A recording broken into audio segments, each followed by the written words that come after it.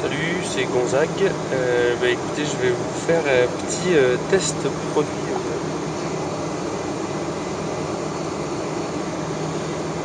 Salut, c'est Gonzague. Je vais vous faire une petite démonstration d'un appareil, un nouveau téléphone presque mobile.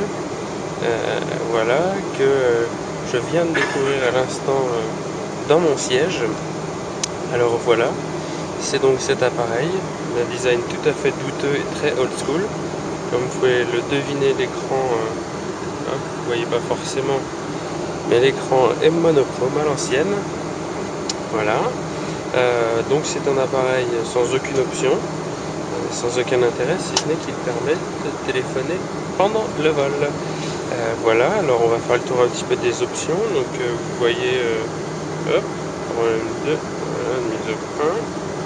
Alors, vous avez un bouton volume, les 10 touches pour téléphoner, dièse et la touche étoile, un petit téléphone rouge, un petit téléphone vert, un petit OK, un petit dernier et un bouton power. Et voilà, on a fait le tour du téléphone. Mais non, on le tourne. Ah non, c'est de l'autre côté. Pardon. Et voilà, la magie de ce téléphone, c'est que, comme vous pouvez le voir, il est équipé d'un lecteur de carte bancaire. Et oui, parce que ce petit coup de téléphone en altitude, il n'est pas gratuit et il n'est pas compris dans le billet. Voilà, donc écoutez, ils ont pensé à tout, parce que vous avez déjà la cache machine qui est prête.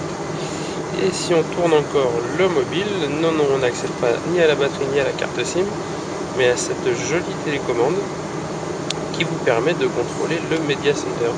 Donc je pense que là, comme vous allez pouvoir le voir, hop,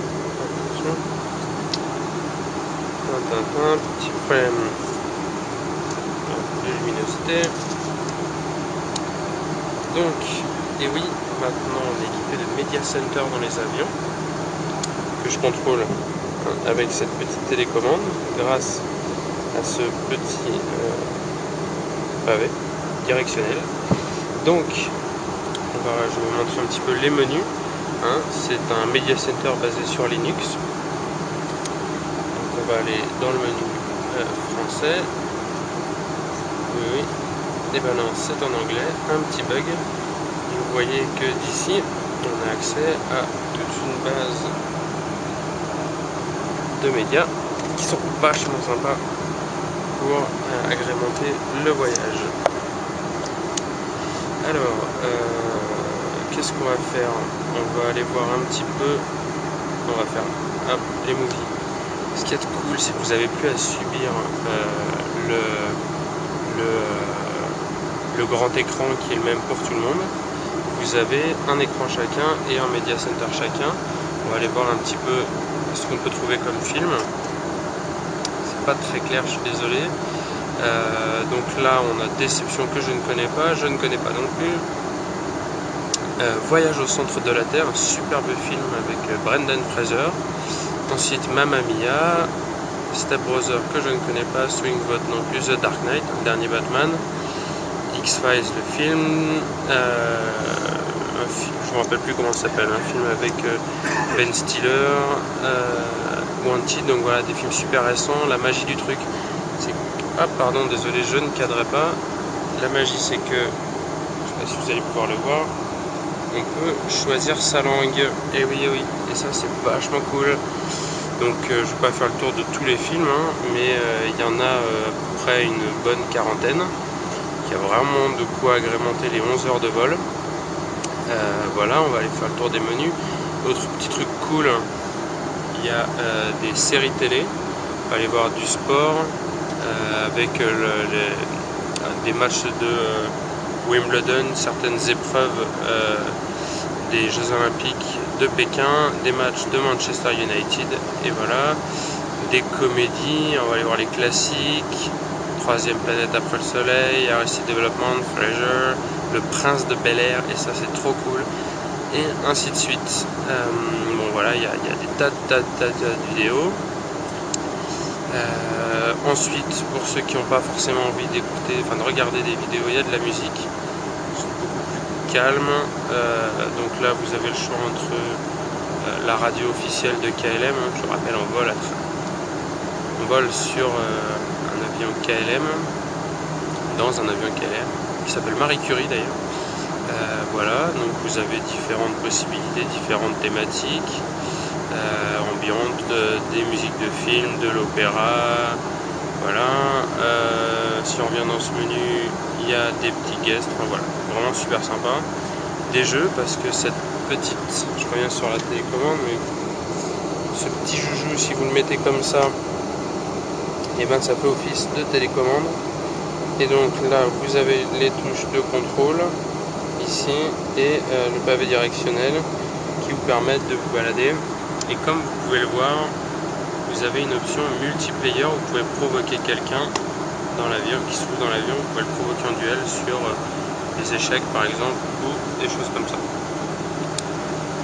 Ensuite, qu'est-ce qu'il y a d'autre? Alors, vous pouvez voir qu'on peut envoyer des SMS et même des emails. Là, je me suis trompé de menu. Je suis pas allé voir, on va aller voir, parce que ça doit coûter un bras, mais hop, Inter SMS. J'ai pas eu ma carte bleue, elle va pas me débiter dès maintenant. Je peux pas. One moment please. Non, j'ai pas one moment please moi. On arrête ce truc. Stop. Je vais retourner au menu.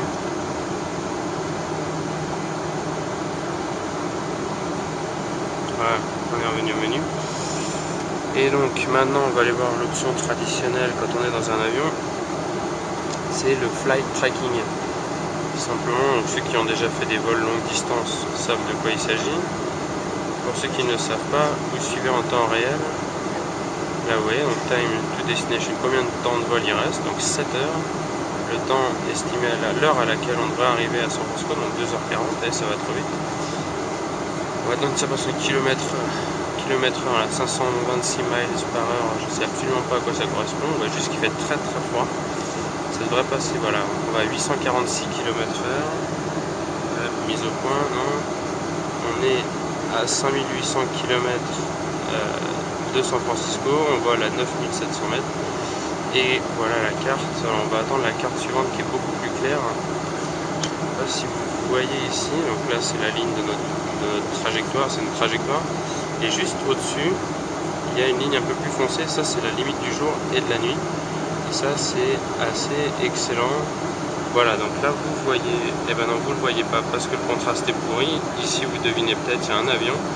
Voilà, là je vous fais ce petit test en direct au-dessus du Groenland. Je ne sais pas si ça a déjà été fait, je suis peut-être le premier à le faire, j'en sais rien, moi je trouve ça assez rigolo. Vous voyez, on est parti de là et on va à l'autre bout du monde, presque. Et voilà, donc moi je trouve ça assez cool, ça agrémente vachement le voyage. On a 11 heures de vol et ça passe super vite grâce à ça.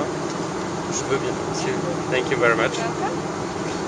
Regardez si c'est pas merveilleux comme on prend soin de nous. Hein. On vient de me livrer un petit jus d'orange. Voilà, on aurait presque envie de prendre l'avion rien que pour le plaisir. Voilà, bah écoutez, je crois que j'ai fait le tour.